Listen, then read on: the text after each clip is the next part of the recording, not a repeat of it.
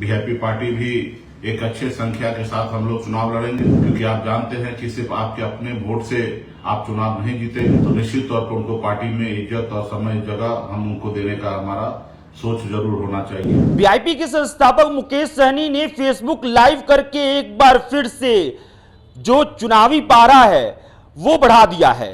इंडी गठबंधन के भीतर जो एक सीट के फॉर्मूले को लेकर चर्चा चल रही है, उस पर भी एक कहा जाए तो पारा जो है वो बढ़ा दिया है। देखिए, अपने कार्यकर्ताओं से भी कह रहे थे, फेसबुक लाइव आकर मुकेश सहनी अपने कार्यकर्ताओं से भी बोल रहे थे और महागठबंधन के तमाम लोगों से कहा जाए कि सांकेतिक तौर पे उन्होंने संदेश दिया और यह भी कहा कि भाई महागठबंधन में हमारी पोजीशन क्या है आपको पता है, हमारे मेहनत से हमारा पोजीशन क्या है आपको पता है।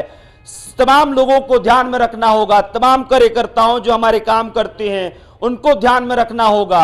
लोगों से वोट लेना है तो उन तमाम समाज के जो हिस्सा है उनका ध्यान रखना होगा। लेकिन देखिए, लगातार डिप्टी सीएम के पद को लेकर मुकेश सहनी अड़े हुए हैं। मुकेश सहनी लगातार, कल भी उन्होंने बयान दिया जब पत्रकारों ने पूछा कि भाई डिप्टी सीएम बनिएगा ना, तो कहीं सब कुछ पूछने की बात है।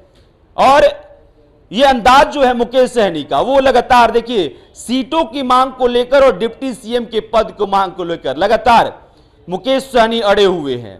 देखिए फेसबुक लाइव में क्या कुछ कह रहे हैं मुकेश सहनी, एक बार सुनिए आप। 243 सीट है। वीआईपी पार्टी भी एक अच्छे संख्या के साथ हम लोग चुनाव लड़ेंगे। अपूर्व में जो हमने घोषणा किया है या पूर्व से हमने जो सीखा है, उस अनुरूप हम एक एक सीट पर समीक्षा करके अब बहुत जल्द आप लोगों के बीच में हम लोग कैंडिडेट का नाम का घोषणा करेंगे। और हर आदमी का, हर कार्यकर्ता का, हर पार्टी के नेता का एक ही लक्ष्य होना चाहिए, सरकार बनाने का।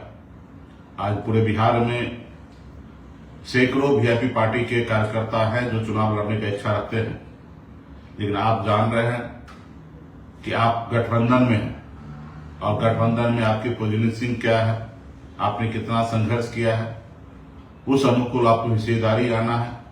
उस हिस्सेदारी में सभी जाति, सभी धर्म, सभी वर्ग के लोगों को एडजस्टमेंट करना है, क्योंकि आप जानते हैं कि सिर्फ आपके अपने वोट से आप चुनाव नहीं जीतेंगे।